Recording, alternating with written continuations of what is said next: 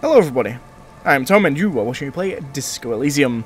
In today's episode we're going to continue exploring this kind of boardwalk area. On the map we are over here. So there's a Ferris wheel over here, which I haven't seen. We kind of explored all this area up here, by the look of it. And we explored around where the church was. We also kind of explored... Huh.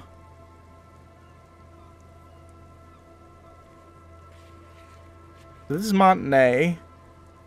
I guess we explored here. We never really explored down here. Like this big building here, we never made it to. It was like walled off. There were some fisherman shacks here that we explored.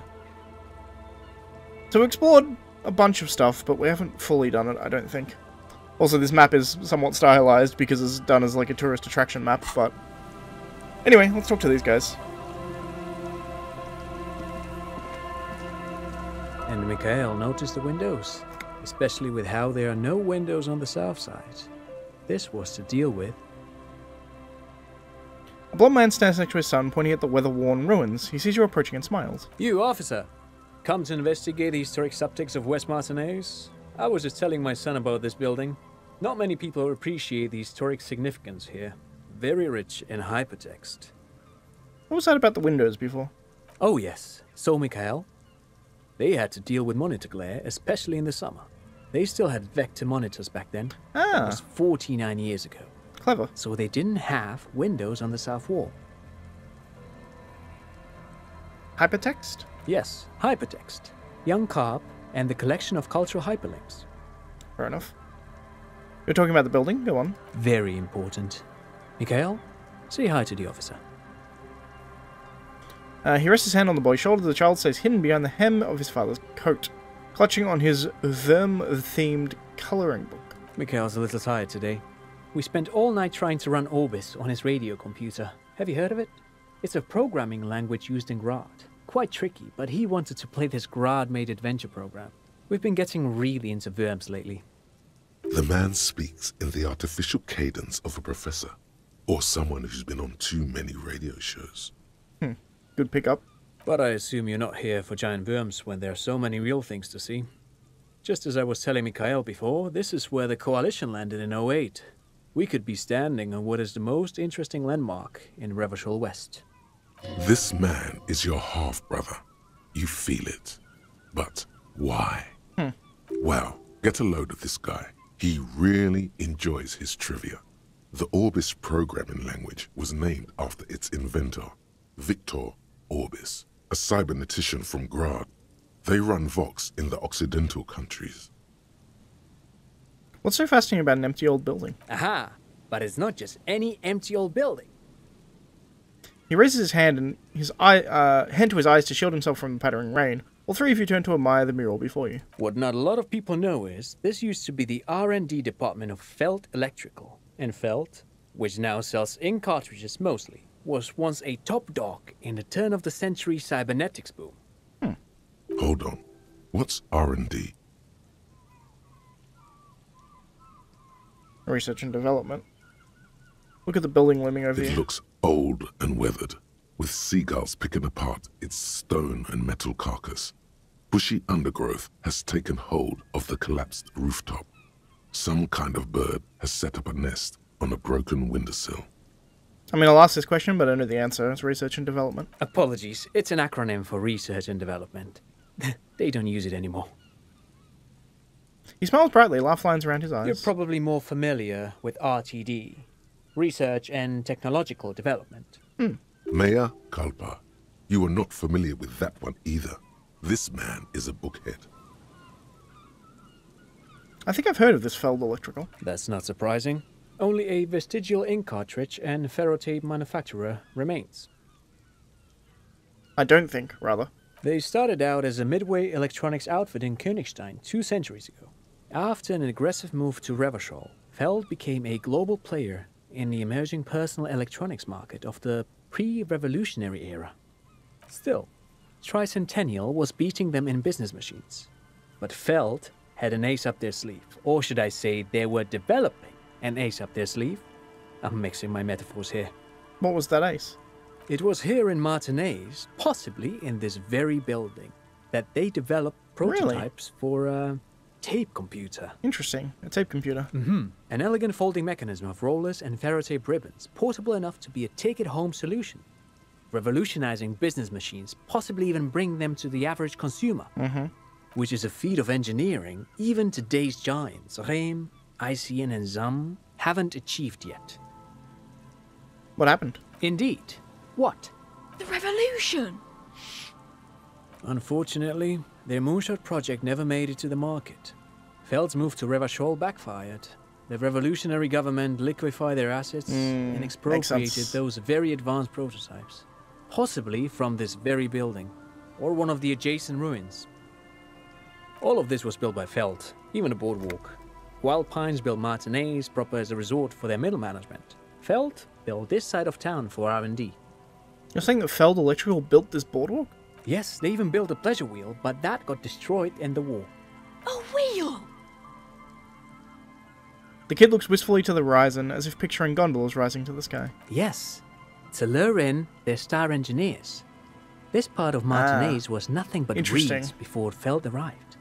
They had to make the prospect of living here attractive. It was supposed to become a global center for innovation in cybernetics. But history had other plans. Interesting. What happened to the engineers, the company people? Oh, I'm afraid it didn't end well for the boys. But this story is a bit too dark for little Mikhail here. Now, if you were to ask about tape computers... Wait, is he saying that we should just bypass the excesses of the revolution? Tape computers, right. Tape computers. What did the revolutionaries do with those advanced tape computers? They used them for military communications, but also to write and send out press releases. The most notorious example being Le Décret de Mars. What was that? What's the Mars Decree? I mean the radio transmission sent out to news agencies and world governments by the newly created Commune of Revachol on the 7th of March in the year 02. A short-lived legislative foundation for a short-lived utopia. Indeed. It's a beautiful piece of text, actually. A singer-songwriter I know, Charette, called it a love poem to Revachol on her political concept album, Bon Baiser d'Insolente. You should read it. Every local library in Revachol stocks a copy of the decree. I tried to get Mikhail to memorize it. Tried to. Someone was much too interested in worms to be paying any attention. The kid takes a peek at the green and silver worm on the cover of the book, already forgetting about this part of the discussion. How did the tape computers work? Did they work like radio computers? Actually, no one knows. No one even knows what a computer made entirely of tape would look like. But word has it, they were very elegant. Exquisite, alien-looking turn-of-the-century hardware. Buckle up. 10 years ago, I did a little freelancing, I guess you could say. I was a special consultant for an exhibition at the Wompty Dumpty Dum Center in Vredefort. Wompty Dumpty Dum Center. It raised the same questions, and we had lengthy discussions with Paul Ockerman, who was head curator at the time. This was before the twins Keith and Guy Juice joined the team, trying to... Wait, did he just say Wompty Dumpty Dum Center? He did it. He said Wompty Dumpty Dum Center, like it's the most natural thing in the world. What the hell is a Wompty Dumpty Dum Center? And who the hell are Keith and Guy Yost? Okay, the Wompty Dumpty Dum Center? Paul Ockerman? Keith and Guy Juiced? What are you talking about? The Wompty Dumpty Dum Center for Contemporary Arts. The exhibition itself drew on Lagerman's notion of memory, and so there were some parallels. That's why the head curator, Paul Ockerman, chose to...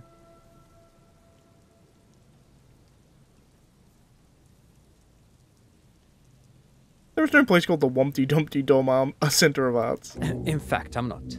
The Wompty Dumpty Dum Center is a place you can visit if you're ever in Vredefort and are ever in the market for an exhibition space / contemporary art research center. But perhaps I should return to the tape computers. As I was saying, the device itself was very elegant, fragile even. One could write directly on the tape using a special chemical solution. Interesting. The machine would then analyze the handwriting, perform operations, and project output onto a white screen. It was a beautiful, delicate thing. Made of black film and folding tape structures. Cool. Very, very cool. Though I understand the socio-economic causes of the revolution, it pains me to imagine the revolutionaries setting fire to this precious device. But so they did. The felt playback experiment vanished into the fires of '07. Why did they destroy it? Who knows? Maybe it was an accident, or maybe they didn't want the technology to end up in the wrong hands. Either way, they're all gone now. All 3 versions of the prototype. Nothing but debris and ashes remain inside that building. He takes a step back and the boardwalk creaks mournfully in the wind.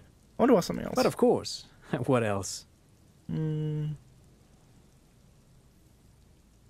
Thank you for the interesting information. No, thanks to you for having me and little Mikaela here to pick your brain. A very interesting conversation indeed. Pick your brain? If anything, this was rather one-sided. He did the talking. Whatever. I know some people like that.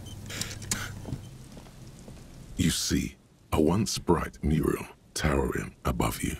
The signage has peeled off over the years, but you can still make out Feld Electrical R&D. A slogan used to intertwine with the loops a long time ago. Now, only a shadow of peeled letters remains. It says, tomorrow is just a whisper away. Tomorrow is just a whisper away. Ah, yes. Their famous motto. A fine example of technological optimism from... Interesting. Another power box. It charges nothing now. It's empty.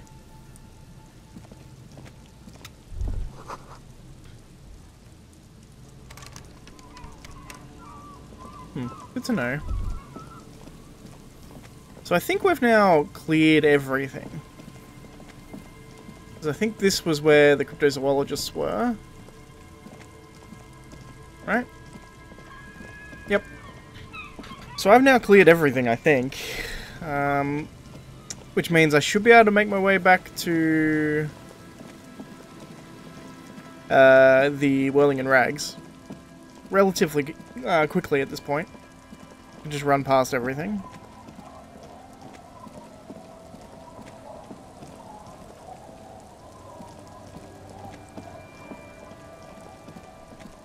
I was gonna say, oh, hello. Seems the walker was either very confused or drunk out of his... The walker was me. I was the one who was drunk out of my mind. Shame, but what are you gonna do about it? Alright, let's walk our way back to the Whirling. Shouldn't take particularly long to get there. And then when we get there, we should be able to see Lena and the cryptozoologist, right? Oh, something here. Hello. Scribbled between the thighs of a page 3 girl. Lingerie du disco. While we're here, let's go in here and see if he's selling a crowbar. He's not, from memory, but you never know.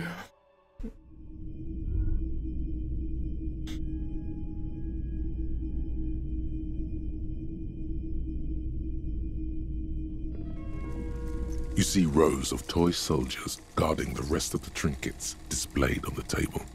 Some on horseback, others in rags. Did I mention that this figurine is supposed to be lucky? Always carry it with you. It's cool. You got a free figurine. Pretty much. It costs 50 cents. I'm not that worried about 50 cents at this point. I'm rich. I have $5 to burn and I can still get my room for tomorrow night. It's great.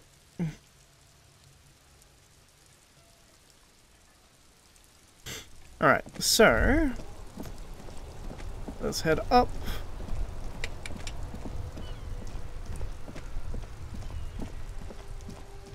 And go in here, and we should be able to find... I'm trying to remember, I think it was Morel was the cryptozoologist's name, and Lena, or Lena, was his wife. In the wheelchair, so if we come up... Indeed! Hello. It's great to see you again, officer. My wife can't wait to thank you. Go on, talk to her.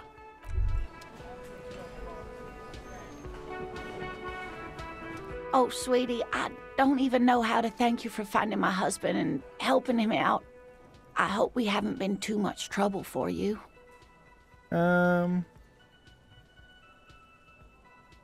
Just doing my job, man. Here, I want to give you a small token of my gratitude. It's a tie. Mexican origin. The pin is an antique. Quite special. The little silvery knob holding the tie together feels warm in your hand. It's in the shape of an avian skull with 8 eyes. Cool. You could ask her about this when you get the time. It's probably a cryptid, but the phasmid, of course, is more important. Let's try this. Maybe you could convince her to tell you about some cool cryptids. There's really no point in manipulating anyone. She'd be only too pleased to tell you about her work. Go on and ask. Hey, Lena, I'd like to talk about some of the cryptids you've studied. Could you just tell me about a couple of them? Oh, I'd be delighted. Truth be told, I could really use the company too. Is this bird a cryptid? No. It's the cryptid. The cryptid? Oh, yes. Huh. What is this bird? The 8-eyed teratorn, the largest flying avian ever discovered, with Jesus. a wingspan of 11.5 meters. It was thought to have gone extinct 3,500 years ago. Some even doubted the fossils were real. A mutation, they said. Until... Mutation? All of evolution is a mutation. It's true. Until? Until it was cited by renowned Gotvaldian explorer and naturalist Uwe Plattenkalk in 21. This renown seems a bit dubious. Your own catalogue comes up completely empty. But, of course, you are not all-knowing. I didn't hear about this sighting. It happened on a botanical expedition into the vast and unexplored Oamrau Canyon in southeast Ilmara. Dr. Plattenkalk got separated from his group during a sandstorm. Umarau is... The world's largest canyon system, sweetie. It's a barren waste east of the Erg Desert. Huh. An ancient riverbed completely dried up.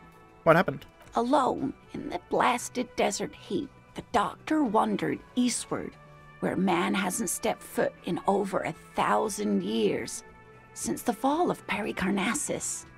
He was lost, without any navigation equipment, and desperately low on water. After a day or two, he noticed a bird high in the noon sky.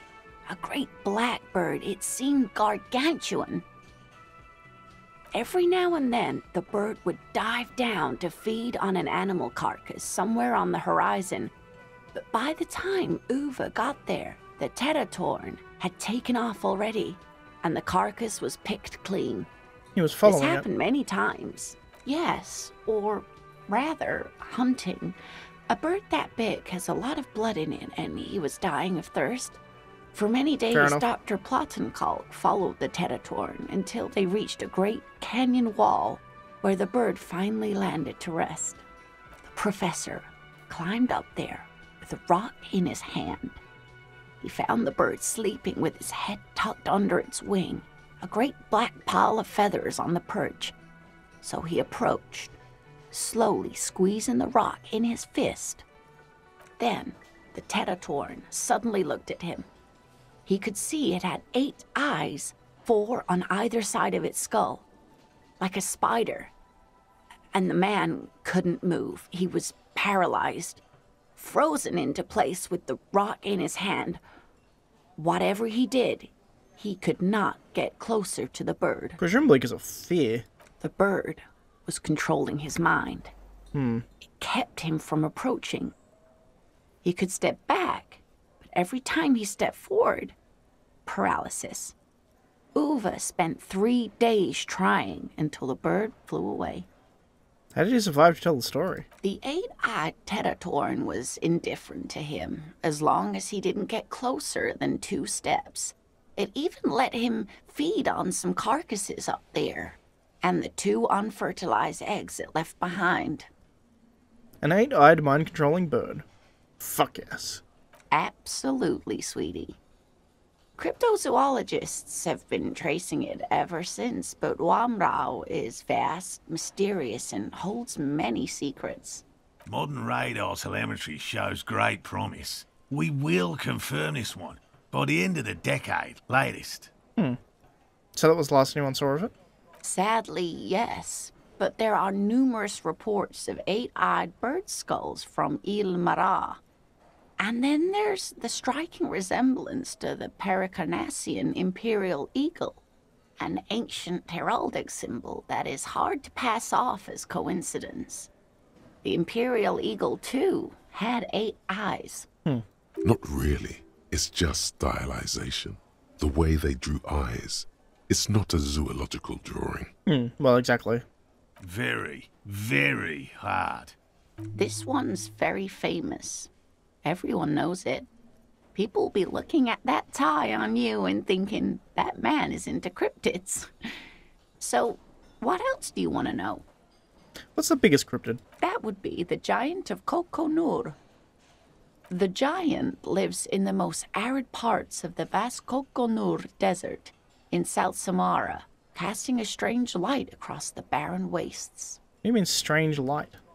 Mirage or psychogenous luminance. She does not elaborate the nature of this luminance further. And how big is it? No one knows for sure. It is like an awful mountain appearing from below the horizon and expanding to cover almost a third of your field of vision. Jesus. Is it dangerous? The towering luminosity of Kokonur is a bad omen in local folklore. Some say it's a fata morgana, others, fate unimaginable. That's what makes it so peculiar. A species surviving at the very limits of scientific law. The giant of Kokonur must be the largest animal the planet can support. There are limits, you see, to how large a metabolism an ecosystem can beget. Some say a gravity anomaly below the Kokonur Desert might allow the creature to grow to these gargantuan sizes. Gravity anomaly? Digging it. Digging this parascientific stuff right here. What's the tiniest cryptid? Cryobacter catlensis. Yes, a unicellular bacterium that was discovered in one of the northernmost points of Kotla on the Boreal Plateau by renowned geologist Caitlin Mijanou some 70 years ago. What's so special about it? The bacterial colony Mijanou found had remained alive while frozen in ice for longer than anyone could reliably estimate. Certainly from before recorded history. It's actually tautology there.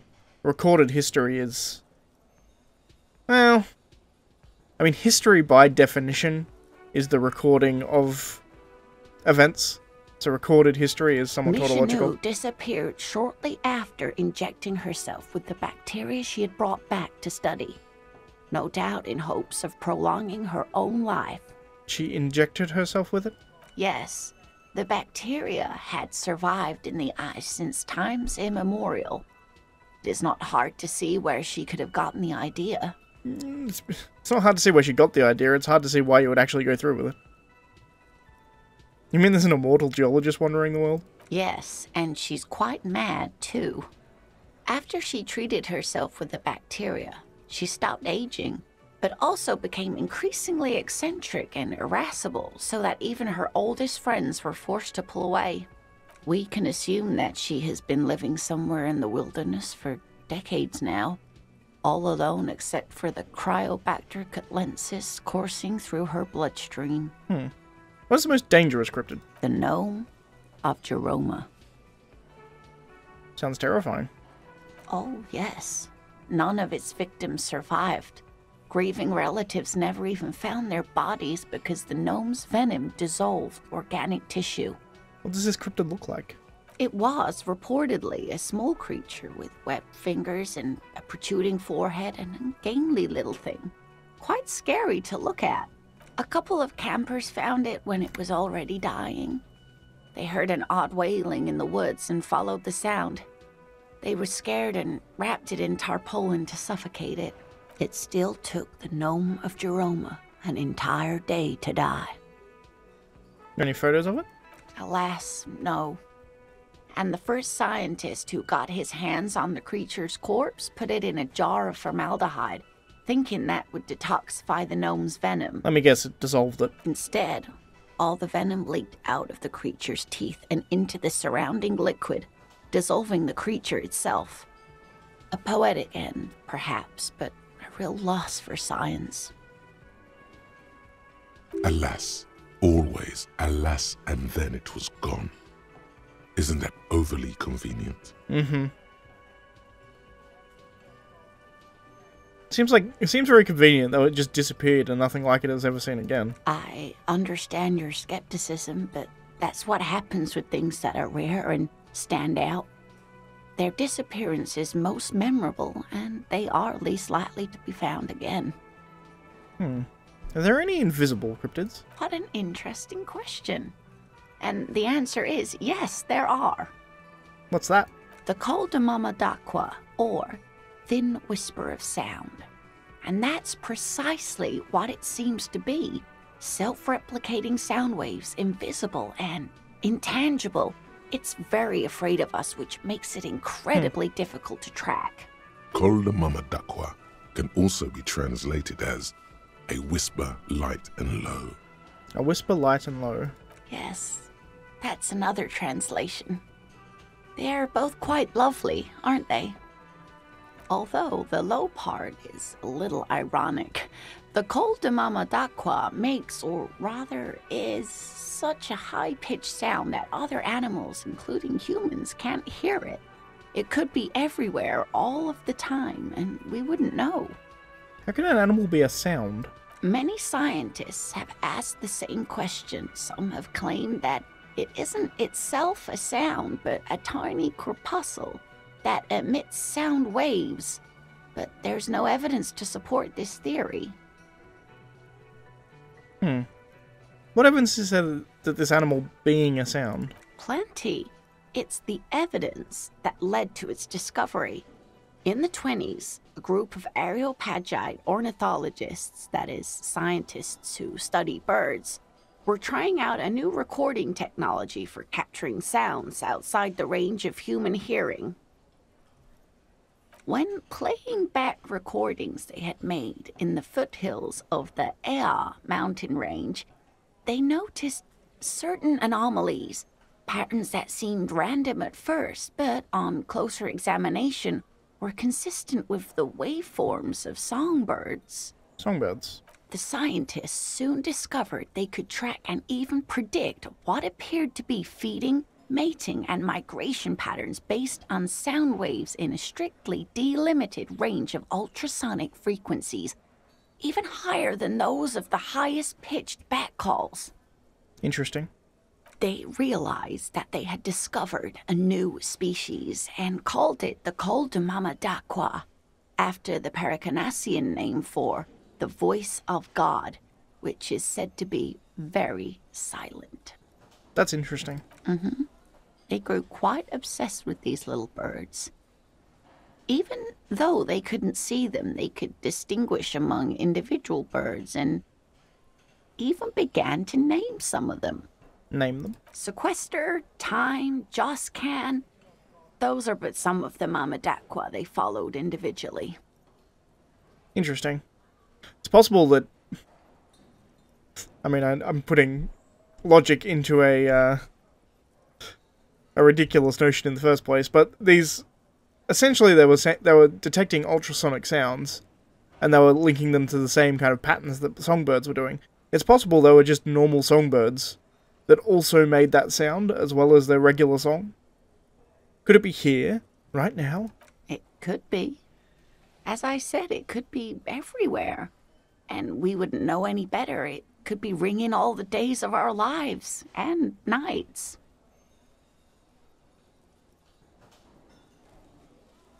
Why is it afraid of us? That is a sad story. A group of university students assisting with the field work in their enthusiasm for the project, and no doubt because they were preoccupied with impressing their professors, nearly drove it to extinction. They tried to communicate with it and had no other means but sound.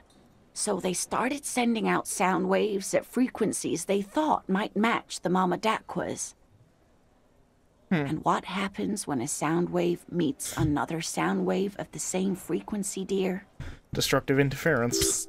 They cancel each other out. Exactly. And these tests were performed so recklessly that when they happened upon the right frequency, well, they wiped out most of the population.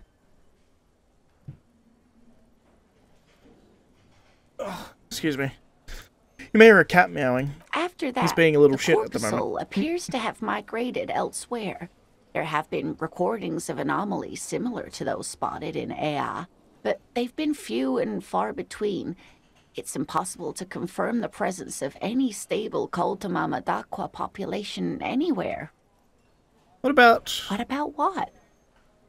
this has been educational, sadly. We need to discuss something else. Of course, dear. You never told me you've seen a phasmid. Oh, you don't want to hear about some old woman's ramblings. Ramblings? Nonsense. Your description of the phasmid is the most precise I've ever heard.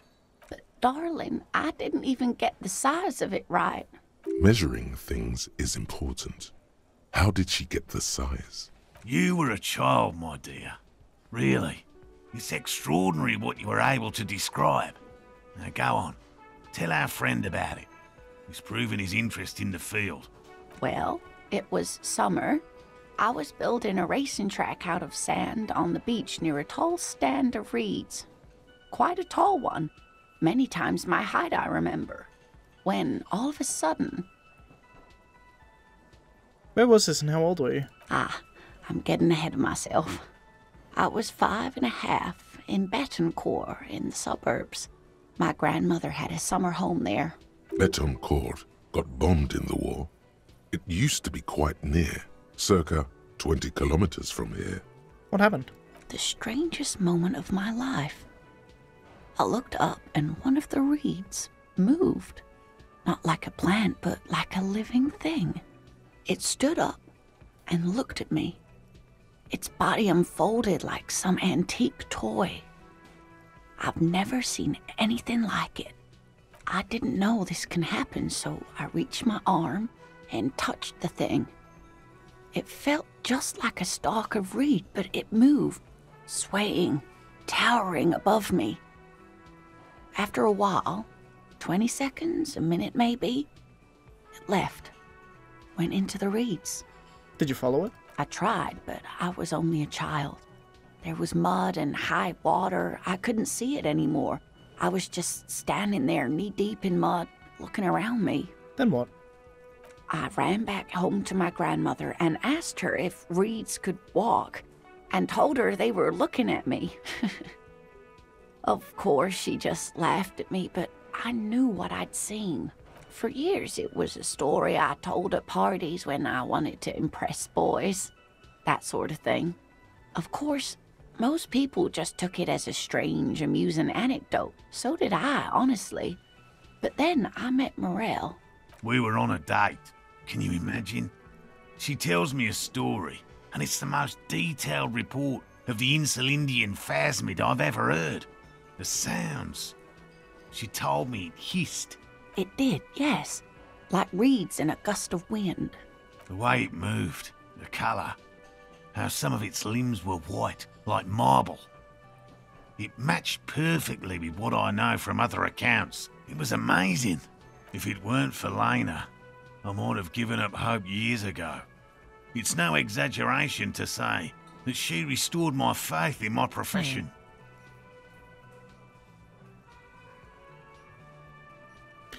How big was it? It's hard to say how big things are when you're quite small yourself.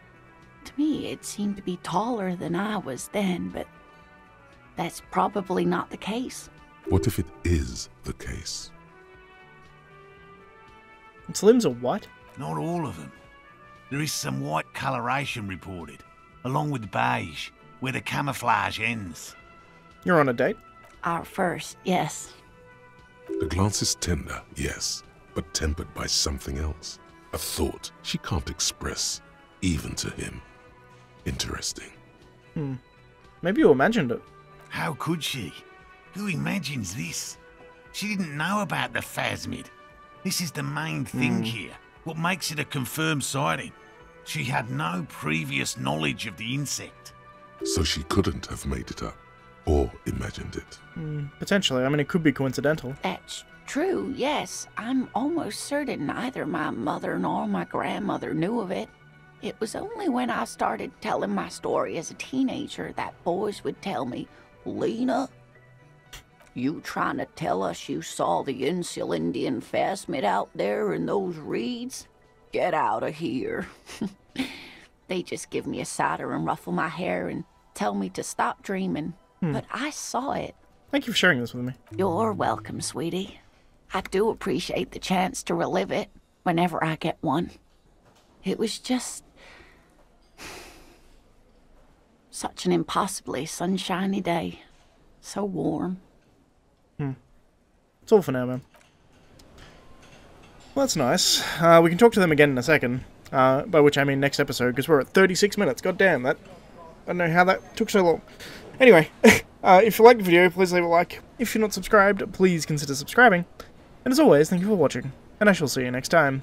Where we're going to tell them about the traps we found, because I believe we found a trap where all of the locusts had gone, and it looked like someone had interfered with the trap. Which I'm sure they'd be interested to know about. But that can be next time. So, once again, thanks for watching. See you next time, guys.